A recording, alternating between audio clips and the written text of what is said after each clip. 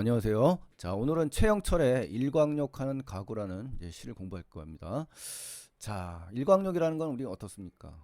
치료 또는 피부를 우리 인간이 건강하게 할 목적으로 주로 몸 전체에 햇빛을 쬐이는 거잖아요. 그러니까 볕재기라는 욕이라고도 합니다. 볕재기를 좀 하잖아요. 우리 해수욕장에 가서도 우리 일광욕하고, 그렇죠? 예, 이런 것들은 예, 치료 또는 피부를 건강하게 할 목적으로 우리는 한다라는 거, 요 일광욕 자체를 기억을 하고 들어가는 게 좋겠습니다. 근데 이제 가구가 그렇다는 거는 이제 이 자체가 뭡니까? 의인법이 핵심적인 표현법이다라는 걸 우리가 알 수 있는 겁니다. 그래서 이 제목을 통해서 표현 방법 중에 의인법이 정말 대표적인 비유 중에 하나다라는 걸 꼭 기억하시고 공부를 하시면 됩니다. 자, 본문학습에 들어가기 전에 전체적인 이제 맥락으로 보면은 시상 전개 방식이 이제 처음에 상황을 제시해요. 처음에. 그다음에 두 번째는 외양을 관찰합니다. 가구가 되겠죠. 그리고 나서 대상 간의 가구끼리의 어떤 교감이 나옵니다. 교감. 그리고 마지막에 상처의 치유와 회복. 그렇죠? 우리 치료 또는 피부를 건강하게 우리 인간이 하듯이 그렇죠? 이러한 것들을 결국은 획득을 하게 되는 겁니다. 이러한 4단계 구성으로 시상이 전개된다는 거 반드시 기억을 하시고요. 자, 지금은 이제 인위적으로 이 연이 나뉘어져 있지 않지만 설명을 위해서 연을 구분을 해 봤다는 거 참고하시기 바랍니다.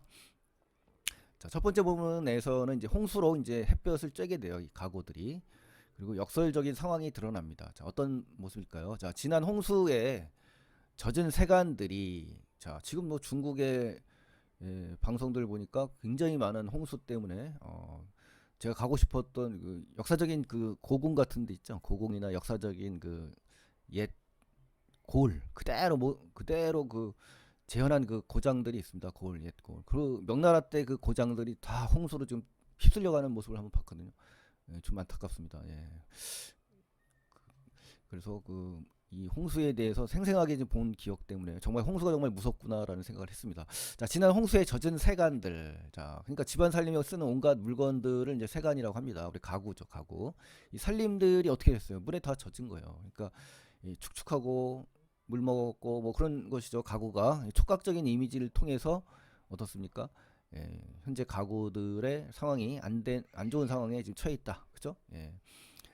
자, 수해로 인해서 이제 낡은 가구들이 젖어 버렸잖아요. 이거 결국 뭡니까? 실현을 당한 거고 고난을 겪은 거죠. 서민들이죠, 서민들. 그렇죠? 못 살고 가난하니까 젖겠죠. 좋은 집에 살고 어떻습니까? 고지대에 살고 그런 측면에서는 서민들의 주로 피해를 입거든요. 팍팍한 삶을 상징한다라고 볼 수가 있습니다. 골목 양지에 그죠?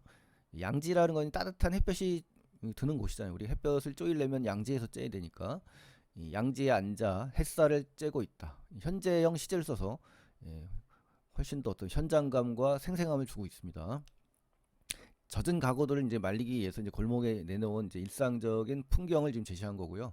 가구들을 이제 하나하나 의인화합니다. 우리 제목에서 보시다시피 의인화됐다는 것이 이제 핵심적인 표현 방식이다. 이렇게 정리를 하시고요. 일행과 냉온의 대비, 감각의 대비가 있죠. 젖었지만 여기는 따뜻하잖아요. 그러니까 이런 걸 통해서 냉온의 대비를 통해서 훨씬 더 햇살을 쬐는 가구의 모습을 지금 부각하고 있다 이 얘기입니다. 그러지 않았으면 자 만약에 이 젖었 이런 상황이 아니었다면 그렇죠? 햇볕 볼 일이 한 번도 없었을 상황이잖아요. 그렇죠? 홍수에 났으니까 이제 햇볕을 볼 일이 있지 만약에 이런 일이 없었다면 햇볕을 볼 일이 없는 거죠. 그렇죠?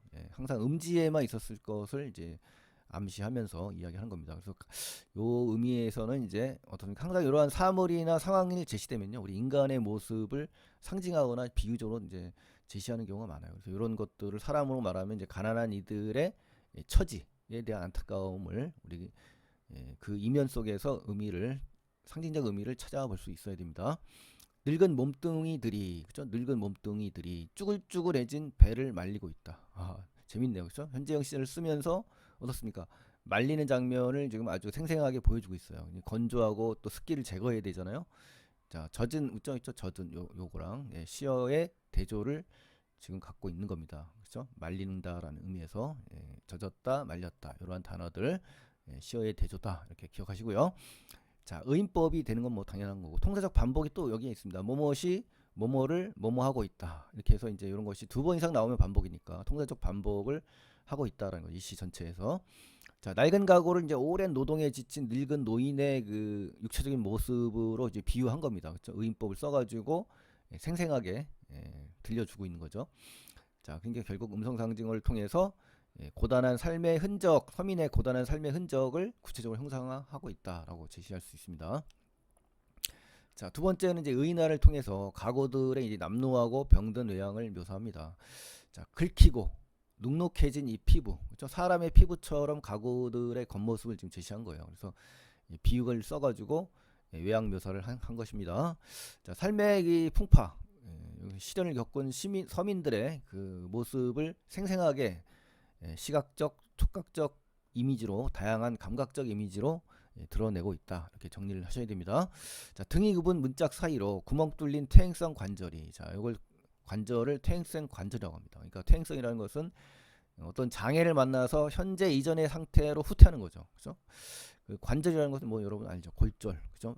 뼈 마디, 뼈 관절 이렇게 얘기합니다. 요 관절. 자, 고된 노동으로 인해서 망가진 어떤 그 노인의 그 신체적 특징, 그죠? 등이 굽었다든가 또 퇴행성 관절이라는 것은 노인의 그 특징이잖아요. 이런 것들을 통해서 가구의 그 파손된 모습에 대응시킨 겁니다. 그죠? 인간의 삶의 모습과 가구의 파손을 대응을 시켜서 시각적으로, 감각적으로 잘 제시한 거죠. 삐걱거리며, 이제 여기서는 이제 청각이 나왔죠. 청각적인 심상을 통해서 의인법을 써서 훨씬 더 어떻습니까? 현재형까지 쓰면서, 그렇죠? 굉장히 그 생생하고 현장감 있고 마치 생생하게 옆에서 들려주는 것 같은 그런 장면을 지금 표현하면서 지금 전개를 하고 있다. 이렇게 표현상 특징을 정리하시면 좋겠습니다. 그래서 삐걱거리면을 어떻습니까? 낡고 병든 처지를 이제 알 수가 있잖아요. 그러면서 굉장히 힘겹게 살아가는 고단한 삶의 모습을 우리가 그려내고 있는 겁니다. 자, 세 번째 이제 상처 입은 가구. 자, 상처 입은 가구라는 것은 소외된 이웃을 이제 상징하는 겁니다. 그래서 서로 끼리끼리 동병상련과 위로의 마음이 담겨 있다라는 겁니다. 그래서 그 사이 그 짧은 동안 당신도 많이 상했군요. 그렇죠? 가구들이 이제 서로 대화하는 듯한 상황을 지금 설정하는 장면이에요. 이런 것도 이제 실제 요소니까 꼭 기억하시면 좋겠습니다. 그래서 오랜만에 밝은 곳에서 양지에서 서로의 상처를 확인하게 되겠죠. 음지에서는 안 보이고, 그래서 함께 서로 위로하는 연민과 동정을 하는 동병상련, 그렇죠? 동병상련하는 모습을 우리가 이해할 수 있습니다. 진한 햇살 쪽으로, 그렇죠? 좀 더 따뜻한 쪽으로, 그렇죠? 서로 몸을 디밀다가, 자, 조금이라도 더 따뜻한 햇볕을 받기 위해서, 조금이라도 정말 위로를 받고 싶고 치유를 하고 싶고 절망에서 희망을 얻기 위한 그런 위안의 그 몸부림이라고 할 수가 있겠죠. 그런 애쓰는 모습을 이렇게 표현했습니다. 그렇죠? 몰라보게, 자, 몰라보게 야윈 어깨를 알아보고 아른 체한다. 서로 이제 몸을 디밀다가 이제 본 거죠. 그렇죠? 그러면서 어떻습니까? 서로의 상처를 지금 보듬고 있다라는 거죠. 보듬고 있다. 그러니까 연대 의식이라고 합니다. 연대 의식. 서로 그 하나의 띠를 이어가지고 연결하듯이 공동체 의식을 발휘한다라고 생각하시면 됩니다. 몰라보게라는 것은 굉장히 그 어떤 사실을 알아차리지 못할 정도로라는 얘기예요. 부사어입니다. 상처 입은 소외된 이 존재들끼리 끼리끼리, 그렇죠? 서로의 아픔을 공감하고 위로하는, 그렇죠? 동병상련. 과부 마음은 뭐 호라비가 안다, 뭐 이런 속담도 있습니다만 그런 끈끈한 유대감, 연대 의식이라고 하죠. 연대 의식, 또 공존 의식, 그렇죠? 이런 것들이 잘 드러나는 그러한 그 부분입니다. 이 부분이 살이 될라, 그렇죠? 진한 햇살이니까 이제 살이 될 수가 있죠. 살이 될라 조심해, 그렇죠? 몸을 뒤집어 주며, 그러니까 이 몸을 뒤집어 준다라는 걸 통해서 뭘 알 수 있습니까? 서로를 걱정하고 서로에 대한 배려와 어떻습니까? 어떤 그 공존의 그 태도, 그렇죠? 혼자만이 아니라 이기적인 태도가 아니라 남을 위한 이타적인 생각을 하면서 공존하는 미덕을 발휘하는 겁니다. 따뜻한 마음씨죠. 이것을 마치 대화의 형식으로 설정해서 생생하게 독자에게 전달해 준다. 이렇게 표현상 특징을 반드시 정리를 하셔야 됩니다. 시험에 출제된다면 이 대화하는 듯한 상황 설정이 나올 확률이 높아요. 그래서 이웃을 향한 관심과 애정이 듬뿍 담긴 그러한 그 부분이니까 잘 정리하시면 좋겠습니다. 작년만 해도 팽팽하던 의자가 아주 그 쌩쌩하던 이 의자의 발목이 절룩거린다. 절룩거린다는 것은 의인화한 거죠. 이것도 이 자체도. 그래서 현재형 시제를 쓰면서 훨씬 더 현장감을 줍니다. 시간에 흘러가면서, 그렇죠? 작년과 현재니까 쇠약해진 모습, 즉 팽팽한 의자의 모습이 망가진 의자 다리로 절룩거린다는 단어를 통해서 어떻습니까? 비유를 써서 삶의 애환, 그렇죠? 삶의 어려움과 연민을 자아내게 되는 거죠. 그렇죠? 이렇게 정리를 꼭 잘 하셔야 됩니다. 자, 마지막 네 번째입니다. 이제 가난의 상처를 이제 털어낸다는 거. 자, 요런 장면이 시험에 나오겠죠. 털어내는 거. 현실에 대한 시련을 어떻게 대응하느냐. 이게 이제 시험의 중심 출제 단골 요소입니다. 그러니까 이 털어낸다는 거 아주 중요하고요. 건강한 생명력 회복. 자, 요런 단어. 이게 굉장히 중요합니다. 풀 죽고 곰팡이 쓴 허섭 쓰레기. 자, 좋은 것이 이제 완전히 빠지고 난 뒤에 허름한 물건이 됐다. 이제 쓰레기가 됐다는 얘기죠. 그죠? 그리고 버리기도 힘들었던 가난들이, 그쵸? 버릴 수도 없는 거죠. 우리 그 고전 시가에 보면 가난 타령 뭐 나오는 거죠. 가난에 대한 가사들. 이런 것들을 보면 버리기도 힘들었다. 뭐 귀신이 나한테 붙었나, 가난 귀신이 막 달려든다 하면서 나오는 그런 가사들도 있는데요. 결국 예나 지금이나 경보다 가난은 우리 인간들에게 커다란 시련을 안겨주는 요소 중에 하나다라는 걸 알 수가 있겠네요. 자, 그래서 이제 민중들의 척박한 삶의 굴레, 벗어날래야 벗어날 수 없는 이 굴레를 직접적으로 지금 여기서는 지칭을 하는 겁니다. 이 허섭 쓰레기가. 자, 아랫돌이 털 때마다 먼지로 풀풀 달아난다. 자, 역시 아랫돌이 털 때마다. 그러니까 풀풀이라는 단어가 여기 나왔는데, 풀풀은 이제 음성 상징어입니다. 그래서 이 시에서는 음성 상징어가 상당히 다양하게 많이 나왔네요. 그렇죠?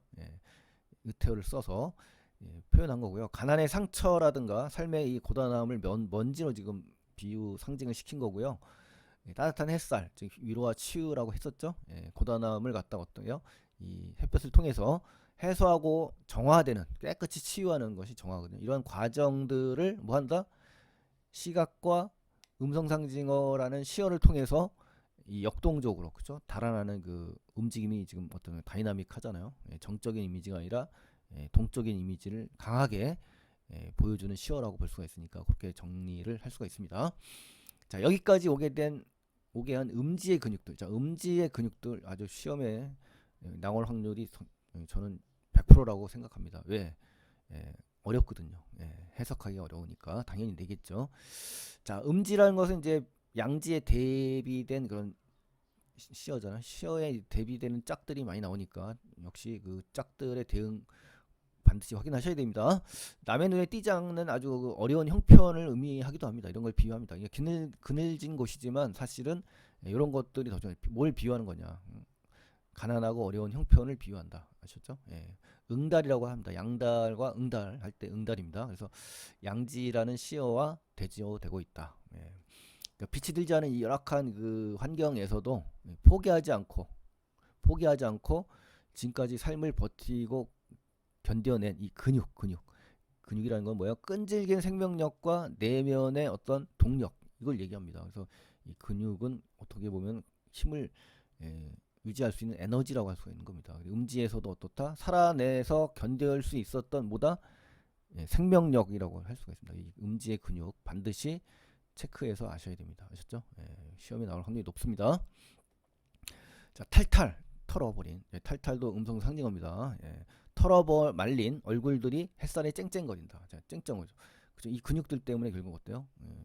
생명력을 회복하게 된 상황이잖아요. 그렇죠? 탈탈이라는 것은 소리 또는 모양으로 해석할 수 있습니다. 그래서 음성 상징어로서 청각과 시각적인 이미지를 부여할 수 있다라는 거죠. 이 탈탈의 의미.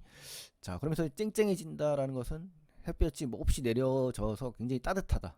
어떻게 보면 이제 긍정적인 그러한 이미지의 시어입니다. 그래서 결국은 시련과 상처를 완전히 털어버리고 생명력이라든가, 그렇죠? 건강함을 회복하는, 그렇죠? 쭈그러지거나 허리가 휘고 발목이 부러진 이런 그 것들을 완전히 회복하는, 이제 건강함을 회복하는 민중들의 모습을 상징하는 겁니다. 그래서 화자의 긍정적이고 희망적인 미래에 대한 전망과 예측이 드러나면서 시상이 마무리되는 아주 긍정적이고 따뜻하고, 어떻게 보면 어려움을 이겨낼 수 있는 그러한 희망찬 내용입니다. 그래서 이 부분 반드시 준비를 하셔야 되겠네요. 시험에 나올 확률이 제일 높습니다. 자, 그래서 이제 주제는 이제 가난하고 소외된 이웃들의 고단한 삶, 그렇죠? 이 가구와 같이 사람들도 마찬가지입니다. 연민과 동병상련의 요거 따뜻한 연대가, 요 단어가 중요합니다. 그렇죠? 공존의식, 연대의식, 그렇죠? 협력의 그 미덕, 이타적인 마음, 요 부분을 꼭 기억하셔야 합니다. 자, 특징은 이제 한번 읽어보시고요.